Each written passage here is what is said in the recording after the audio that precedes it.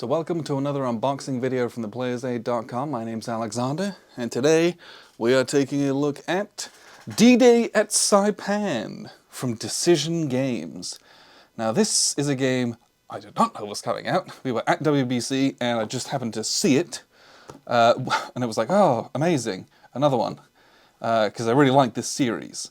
But I didn't get it, and I should have done, so I ended up just buying it from Decision Games later on down the line. So this is the latest in their D-Day at series. They've done Omaha, Tarawa, Peleliu, Iwo Jima, and then now Saipan. I've played Omaha, really liked it. Grant's played... he's played Tarawa, and maybe Peleliu? I actually don't know if he's got Peleliu. But we played Iwo Jima. They'd made some changes in that one. It was kind of a bit... that was... rough around the edges, so to speak. I don't think we ever got that one finished as a play, but this one is designed by Joe Yost. They've kind of gone back to what the first few in a series were like, so I've got very high expectations for this game. So let's crack it open. This is a solitaire-only game of the landings at Saipan in World War II. So, the first thing we got in here is a deck of cards. And the deck of cards is going to inform us of basically everything. So these will probably end up being sleeved because you will go through these a lot and you don't want to just like smash them to death.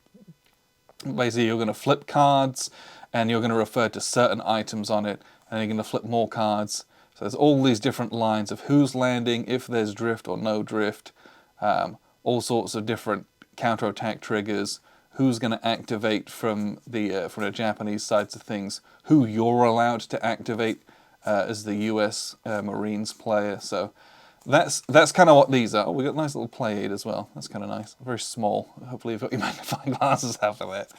But the deck of cards is kind of the engine for a lot of things in the game. Bag of bags, always appreciate that. And then we have the rules book.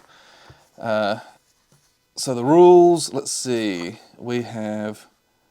that's all setup stuff, scenarios and setup. So rules, looks like we got 28 pages of rules. Well, that's an intro stuff. Yeah, sure. It's probably a little bit less than that. Probably about 25 pages of actual rules. But explanations of all the different counters, everything that's in here. They do have some pictorial examples, which we appreciate. Don't have that in the old ones. Like I have like one of the very early editions of D-Day, and it's... nothing like that. But yeah, very done chronologically, procedurally. So, rulebook, they say that, and it got event description on the back, which is nice. This is kind of an easy reference played. They said, they were very clear where you're like, if you've played any of the older ones, you'll be able to pick this up right away. So I'm hoping it doesn't deviate too much rules-wise, and that we get very familiar from like the core mechanics standpoint. So, sheets of counters. There are 3 sheets of counters. So here we have the US counters, or at least some of the US counters. And these are, once again, much nicer than my old D-Day ones. So I will punch and clip these, but these punch out relatively easy. These are very thick grey core counters. And they have your unit identifications on them, and then it has a number of pips, black pips on the side. Those are steps. And there we go, more on the back. So we're going to keep those organized. I'm not just going to punch those all out and throw those in a box, because certain things reduce certain ways. A few more here. So we have different step loss markers. A couple extra units down here. Some disrupted markers. Some garrison markers as well. And then your admin stuff like your phases, turns, different caves, pillboxes, destroyed markers, things like that. And we have the Japanese units, which are very different. They have kind of a hidden side. So most of these are going to be hidden, and they don't have like the same like 4 or 5 different steps and things. You don't know what you're going up against. Is kind of the core of this game. You're going to bump up against something and you're like, uh-oh, they reveal themselves. It's like, oh, it was something very strong, or, oh, it wasn't so bad. They do have some Japanese armor units, which is nice, that can make counterattacks, things like that. And a bunch of depth markers as well. So, lots of counters. That's 3 sheets of counters. The next thing that we have is our scenario setup. So, there's all the setup was written out back here as well. And there's a number of different scenarios that you're going to use. And there's a big reinforcements list down here. But they also, and again, I really appreciate this, give you a pictorial setup as well. And it covers the different scenarios that the game has. So here's the setup for D-Day 01 line, and the setup for the 18th of July line, which is this kind of black one that goes back here. You know, it's more than just here, and they got a nice little plate on the back with examples of Japanese attacks, which I also appreciate. But it's more than just reading down a list of hex numbers and putting counters out. They've given us something very helpful there. Also full color, which we also really like as well. So this is the very sad holding box for all your guys who are dead. You will use this. If this is anything like the other games, this will be full all the time, and you will be very sad about it. This is the turn sequence track. So you're going to pull cards and do what it says. Pull cards, do what it says. Pull cards, do what it says. Do a second event card down here, do what it says. This is our setup key for the Japanese.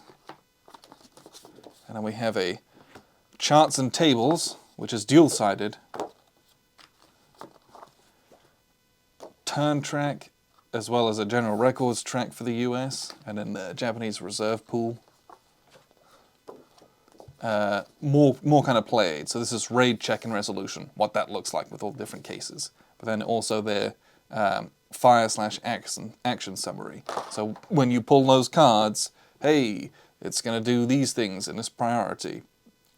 You're going to follow those things and kind of see what they do. And there's all sorts of those different things that you're going to follow. And then the last thing that we have in this box, the reason that the box is very heavy, something I'm quite excited for, is the mounted map. My D-Day is the old paper map, and it's forever old, so I've not played on one that has a mounted map, so first time for everything. It's very stiff. There we go. Okay. Flip it the right way around. And this is the board. You will want to weigh this down the night before you play just to kind of flatten it out.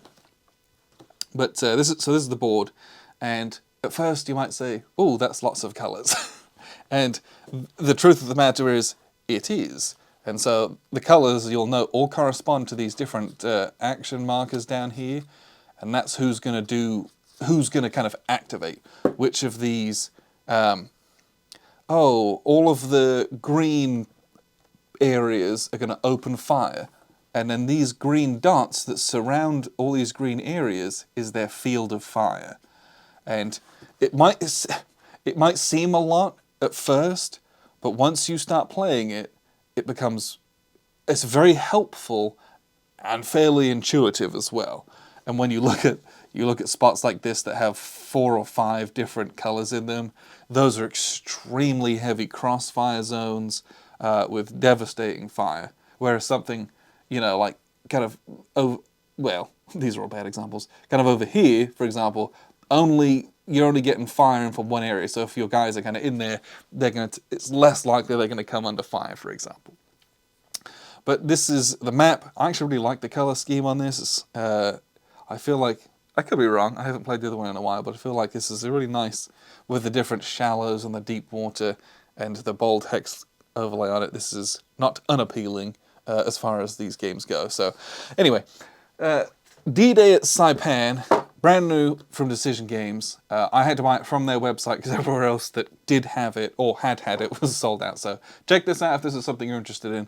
I'm going to get this punched in a clip and I'm going to play this at some point very, very soon. And kind of let you know how this is. So appreciate you very much for tuning in. I've been Alexander from theplayersaid.com.